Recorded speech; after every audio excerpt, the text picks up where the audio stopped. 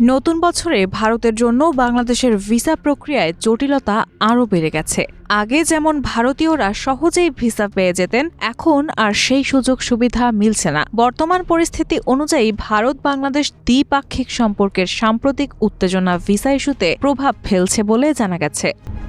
কলকাতায় অনেকেই ভিসা সেন্টারে লাইন দিয়ে দাঁড়িয়ে থাকেন, কিন্তু ভিসা আবেদন জমা দিতে পারছেন না। এই দৃশ্য এখন শহরের একটি সাধারণ চিত্র হয়ে দাঁড়িয়েছে। প্রতিদিন হাজার হাজার মানুষ ফিরে যাচ্ছে হতাশ হয়ে, কারণ ভিসা সেন্টারে ইস্যু করার জন্য নির্দিষ্ট স্লট শেষ হয়ে যাচ্ছে।